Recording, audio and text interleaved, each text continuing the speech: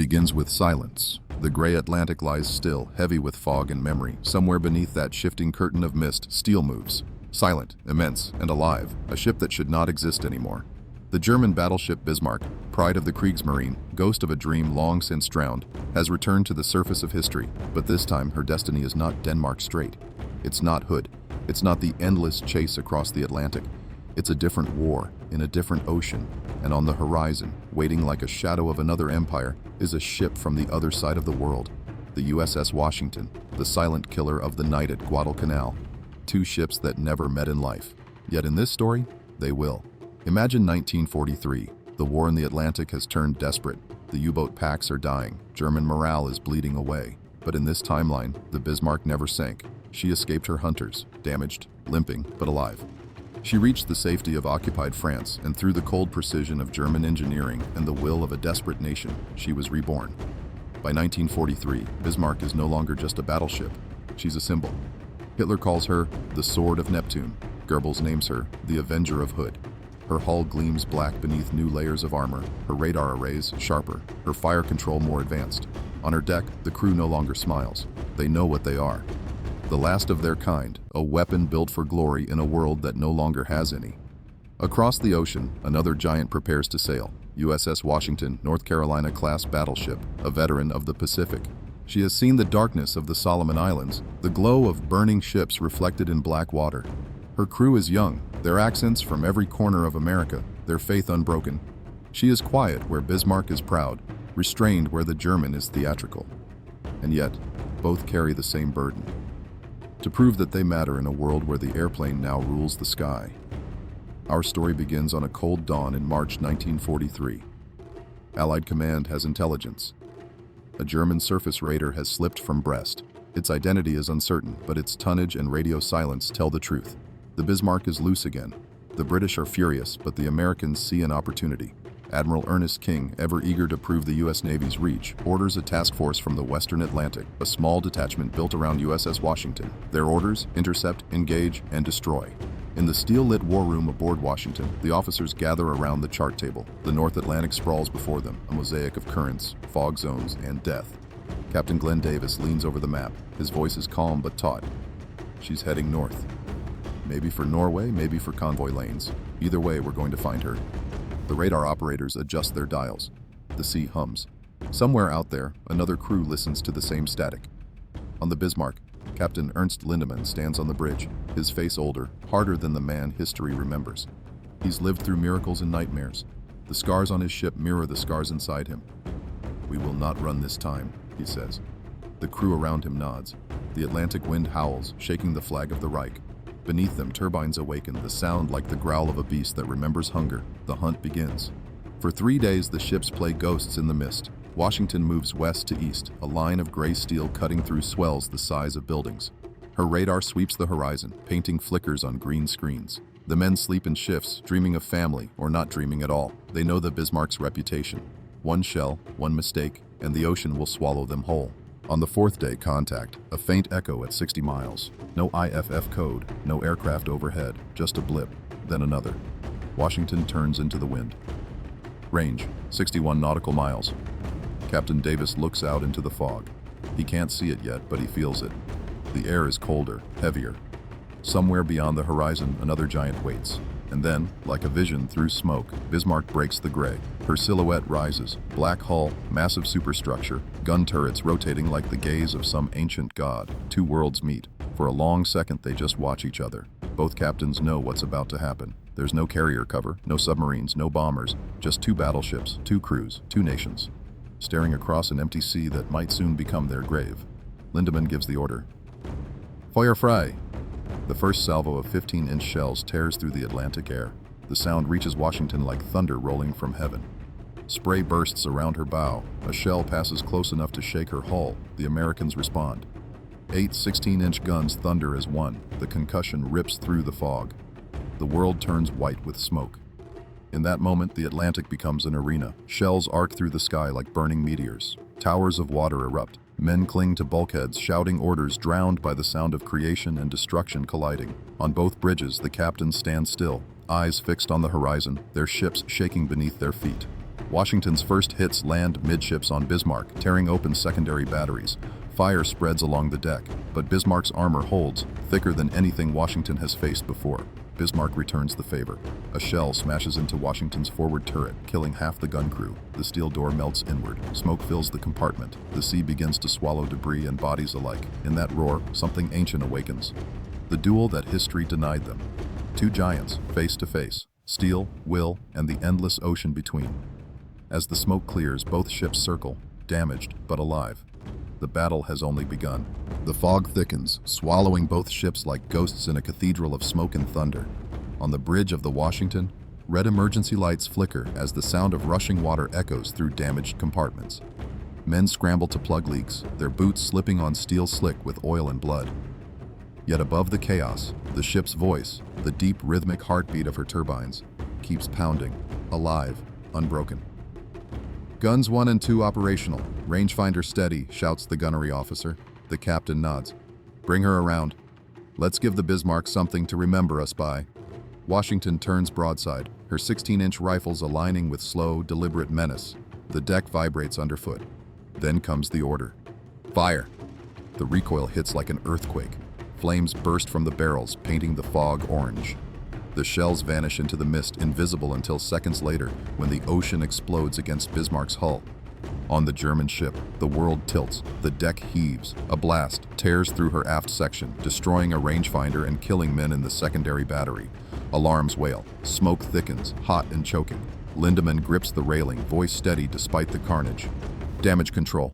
Keep firing. He knows his ship. He knows her armor, her angles, her soul. The Bismarck isn't dying yet. Her reply comes like thunder from the gods. 8 15-inch guns roar in unison, each shell a massive iron promise. They arc high above the sea, their trails glowing faintly in the low morning light before slamming into Washington's upper deck. One shell punches through the superstructure, detonating near the radio room. The shockwave throws sailors from their feet. "Main communications offline!" someone yells. The captain doesn't flinch. He looks through the shattered glass of the bridge, through fire and fog. He can't see the enemy clearly, just the flickering glow of gunfire on the horizon. "We don't need radio," he mutters. "We've got guns." For a moment, the ocean itself seems to hold its breath. It's not strategy anymore, it's instinct. Two ships fighting like beasts, not for victory, but for legacy. Every man aboard knows this isn't about convoy routes or tonnage. It's about proving that what they are, sailors, gunners, navigators of steel monsters, still matters in a world that's learning to kill from the sky. On Bismarck's deck, sailors drag a wounded comrade to the hatch, his uniform soaked with oil. "Hold on, Hans," one whispers, though both know he won't. Above them, the aft turret keeps firing, recoil shaking the entire hull. Lindemann stares at the fire licking along the starboard side and says quietly, "This ship will not fall." He remembers the first time he saw her. 1940, in the gray light of Kiel, the smell of paint and salt, the pride of a nation gleaming under floodlights. He remembers the promise they all believed, that the Bismarck would change everything. Now he wonders if that promise was just a myth built on steel and desperation. Meanwhile, on the Washington, the engine room runs hot. The air is thick with steam, the sound of machinery pounding like a drumbeat. Chief Engineer Carl Hewitt wipes sweat from his eyes and yells over the roar. "We're losing pressure in the starboard shaft. Hold it together," comes the answer. "If we slow down, she'll eat us alive." Up on deck, Washington's gunners reload, shells the size of small cars sliding into breach. The captain orders a shift in heading, not to flee, but to fight closer. It's madness, but it's the kind of madness that wins or dies trying. "Helm, bring us in. 3 degrees port, the distance shrinks. 20 miles, then 15. Radar paints 2 great arcs crossing closer and closer. When the next salvo fires, the range is close enough for the crews to feel it. Shells don't just explode, they tear the air apart." Bismarck's shells crash into the sea just short of Washington, spraying columns of boiling water across her bow. The next American volley slams into Bismarck's forward turret. Armor splinters. The gun jams. Lindemann grips the edge of the chart table. "A hit?" "Yes, sir." Turret Anton disabled. His jaw tightens. Then we fight with what's left. Smoke pours from the wound in Bismarck's deck, but deep inside, in her heart of steel, the engines still turn. Her secondaries roar to life, sending rapid fire toward Washington. Metal fragments slash across American decks, ripping through anti-aircraft crews who never expected to be fighting ship to ship like this. Through the chaos, Captain Davis catches sight of the German flag through the binoculars. Tattered, but still flying. He lowers them slowly. "She's not breaking," he says. "She's just getting angry." Both ships are bleeding now. Both have lost turrets, men, direction. But neither captain considers retreat. Hours pass in what feels like minutes. The sun climbs higher, turning the fog gold. The sea between them is littered with oil slicks, burning debris, and the bodies of men whose names history will never record. Finally, as the range closes to less than 10 miles, both ships prepare for a final exchange. It's no longer gunnery. It's personal. Lindemann calls his crew to action. For Germany! Across the Atlantic wind, Davis echoes. For every man who's watching from home. They fire at the same moment. The ocean ignites.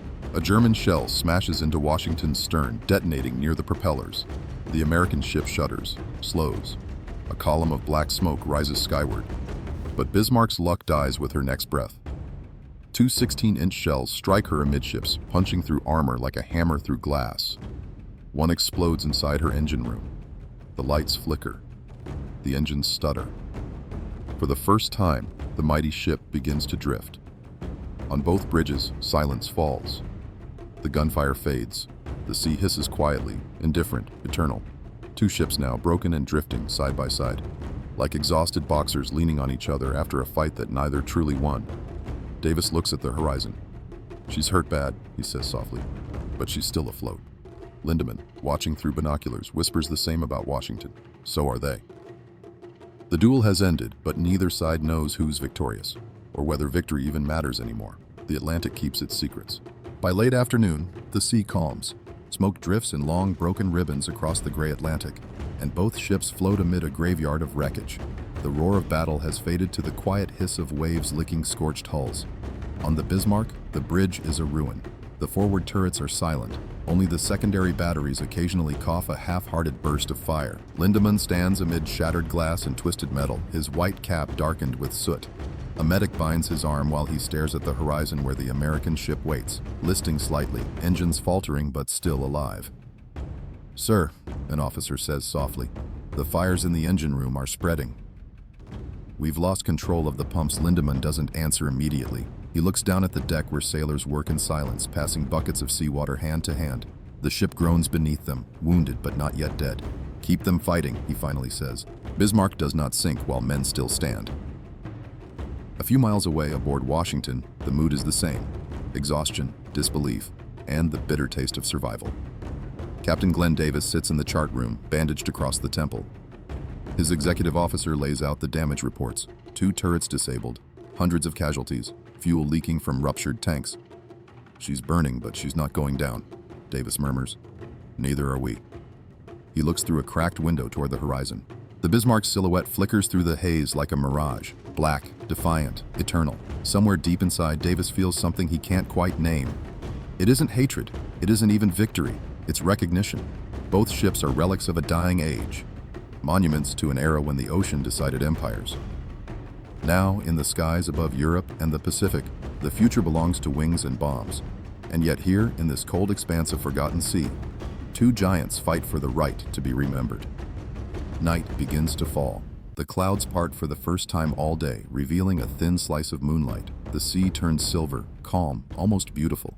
But under that stillness, both crews are preparing for one last round.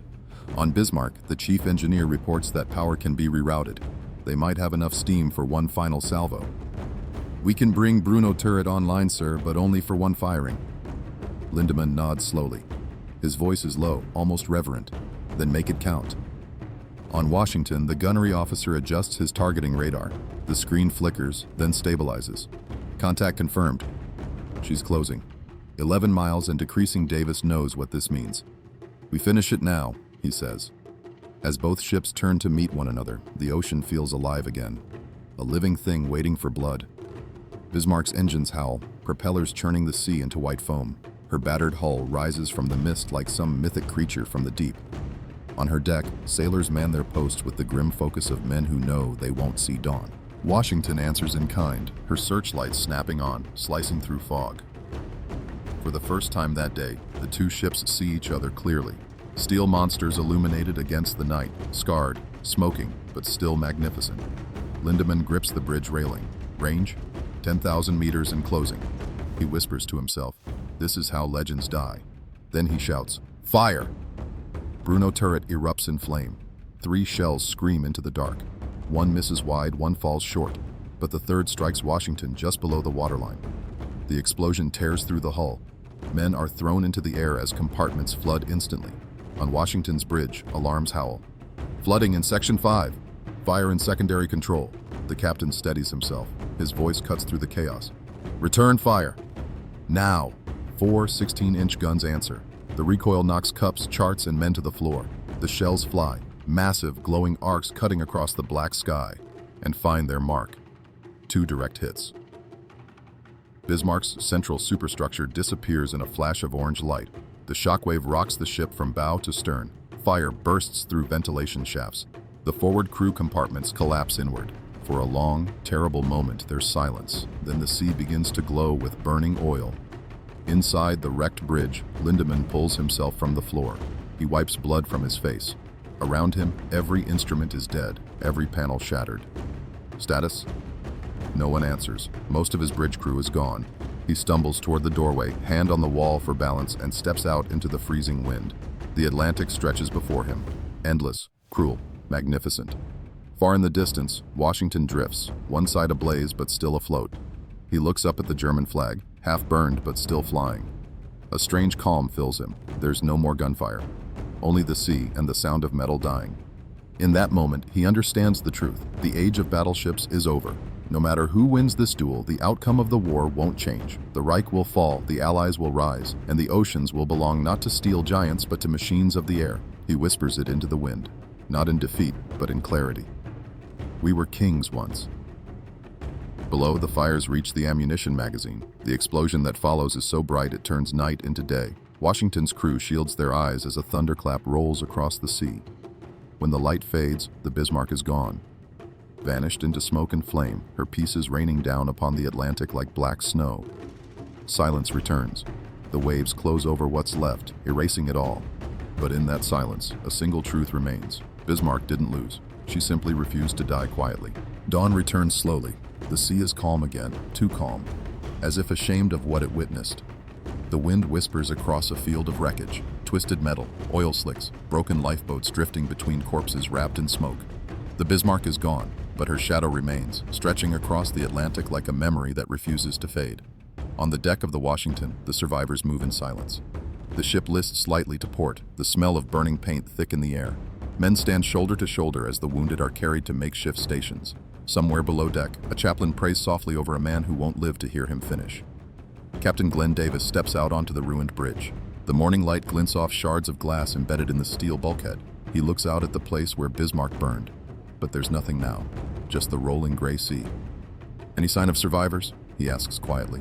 None, sir, comes the reply. Just debris. Davis nods. His voice lowers. Then send a signal. Enemy destroyed. He pauses. And add, we will recover what we can. The radio crackles back to life, but the words feel hollow.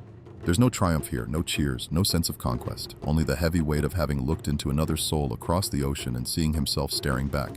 The Washington has survived, but she's bleeding. One propeller gone, power failing, hull half flooded. It will take weeks to limp home. And in that time, Davis knows what the newspapers will say. Bismarck sunk again. Allied victory. But he also knows what those words won't tell. That in the heart of that fog, it was never about nations or orders or even survival. It was about 2 men, 2 ships, and the fading echo of an age that was already over. As the hours pass, Davis walks the deck, stepping over twisted steel and fallen rigging.